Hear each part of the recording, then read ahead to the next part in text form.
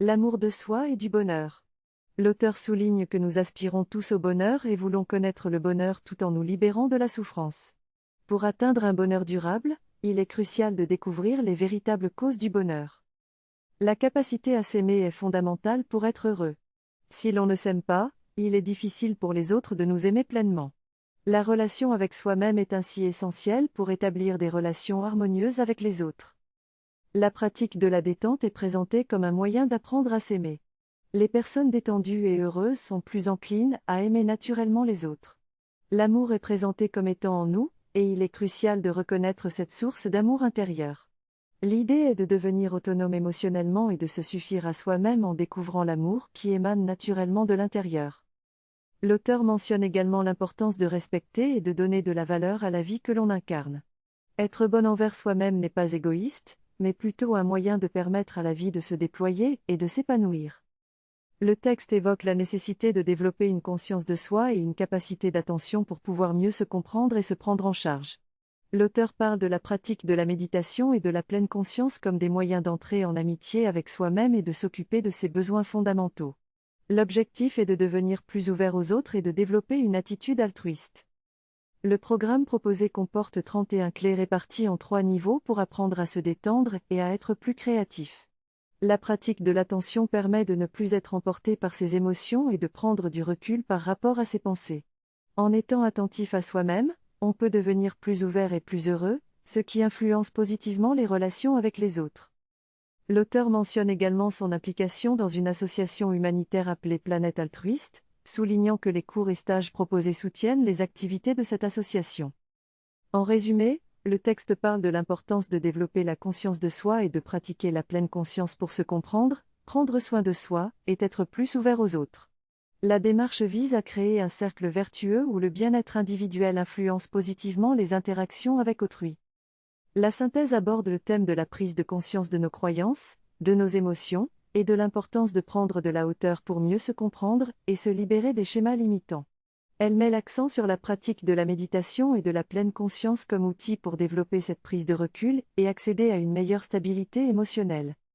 L'auteur souligne que nous sommes souvent esclaves de nos émotions et de nos pensées, ce qui génère des dégâts dans notre vie.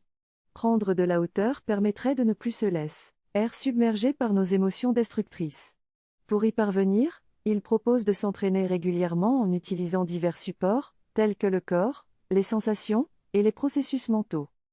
Il met également en avant l'importance de la pleine conscience, qui consiste à être profondément présent dans l'instant de conscience plutôt que de simplement vivre un instant présent. La pratique régulière de la méditation aurait des effets positifs sur la santé physique et mentale, notamment la gestion du stress, des émotions et la concentration. La synthèse se poursuit en abordant un deuxième niveau de pratique, lié à l'esprit complexe de l'être humain. L'auteur évoque 2 moteurs, celui de nos aspirations au bonheur et à la paix, et celui de nos peurs, angoisses et préjugés qui nous freinent dans notre évolution. Pour avancer dans l'existence et se libérer de ces obstacles, il propose des exercices visant à prendre de la hauteur par rapport à nos émotions, et à se libérer de la culpabilité, entre autres. Cela met en lumière l'importance de prendre conscience de nos croyances et émotions, de prendre de la hauteur pour mieux se comprendre et évoluer. La méditation et la pleine conscience sont présentés comme des outils pour y parvenir, avec des effets positifs sur la santé et la gestion du stress. En outre, elle souligne l'importance de se libérer des peurs et de la culpabilité pour avancer dans la vie de manière plus épanouissante. La synthèse que vous avez présentée aborde des sujets liés au développement personnel et à la gestion de soi. Elle met en avant l'importance de se débarrasser de la culpabilité, car elle peut générer de l'angoisse, de l'anxiété, et beaucoup de pression, ce qui peut conduire à des problèmes mentaux tels que le perfectionnisme et la dévalorisation de soi. En reconnaissant et en acceptant ses erreurs sans se culpabiliser, on peut mieux progresser et s'améliorer. L'auteur souligne l'importance de s'accepter soi-même, de reconnaître ses qualités humaines et de développer une estime de soi positive. Des techniques telles que la suggestion, la visualisation, et la motivation sont mentionnées comme étant utiles pour réaliser ses objectifs et renforcer la confiance en soi. Le texte aborde également la notion de la véritable nature de l'esprit, et comment prendre conscience de celle-ci peut être libérateur et épanouissant. Il est suggéré que la pratique de l'amour et de la compassion joue un rôle essentiel dans la découverte de sa véritable nature et dans le développement personnel. La vie, la souffrance, la guérison, la mort, la mission de vie et la relation avec soi-même et les autres. Il traite de sujets tels que l'amour de soi, la compassion envers les autres, la difficulté de dire non, la culpabilité et la relation avec un conjoint dépressif. 1. Vision de soi et souffrance. Le texte évoque la manière dont notre vision de nous-mêmes peut générer de la souffrance et comment cela peut être transformé en pratiquant la compassion envers soi-même. 2. Acceptation et guérison. Il est souligné que l'acceptation de soi et le respect de qui nous sommes sont essentiels pour entamer un processus de guérison et de transformation. 3. Mission de vie. Plutôt que de chercher une mission de vie spécifique, l'accent est mis sur la poursuite du bonheur personnel, qui peut ensuite être partagé avec les autres. 4. La mort et l'accompagnement. Le texte aborde la difficulté d'affronter la mort d'un être cher et suggère que la méditation et la préparation peuvent aider à accompagner quelqu'un dans ces moments difficiles. 5. Difficulté de dire non. Il est évoqué que certaines personnes ont du mal à dire non aux autres, ce qui peut mener à un manque de respect envers soi-même. 6. Culpabilité. Le texte aborde le sentiment de culpabilité et indique que cela peut être lié à l'auto-jugement. 7.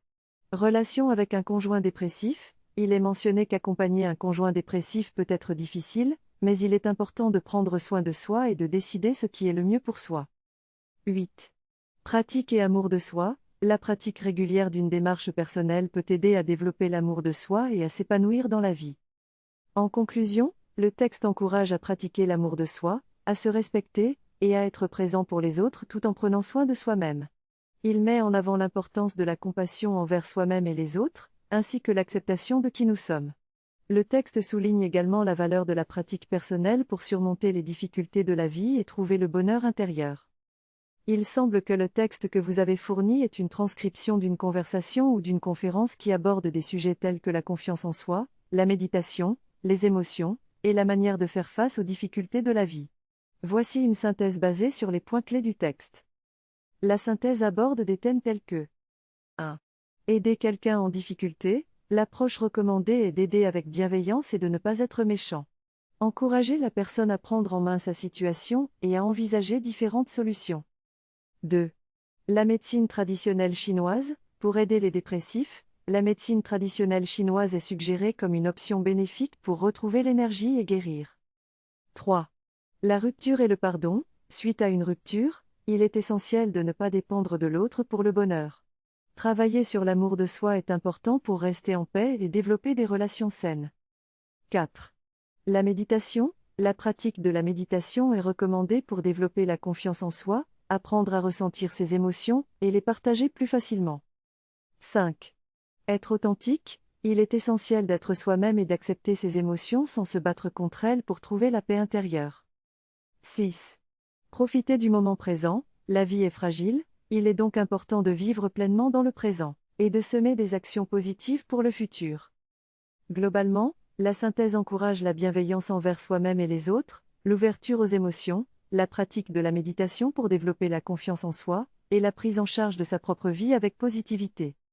Le texte parle de l'importance de prendre soin de soi-même et de pratiquer régulièrement pour devenir une meilleure personne. Il met en avant l'idée que lorsque l'on prend soin de soi, on devient plus aimable et ouvert à recevoir de l'amour. L'auteur souligne qu'il faut pratiquer régulièrement et avec joie pour obtenir des résultats positifs dans la vie. Il invite les lecteurs à ne pas avoir peur du changement et à s'engager dans une démarche sérieuse pour améliorer leur vie. L'auteur propose également une application et un groupe de soutien pour accompagner les personnes dans leur pratique et leur transformation personnelle. Enfin, il insiste sur l'importance de la constance et de la persévérance dans cette démarche. Prendre soin de soi, pratiquer régulièrement et avec joie pour devenir une meilleure personne. Il offre une application et un groupe de soutien pour accompagner les personnes dans leur démarche de transformation personnelle. La persévérance est mise en avant pour obtenir des résultats positifs.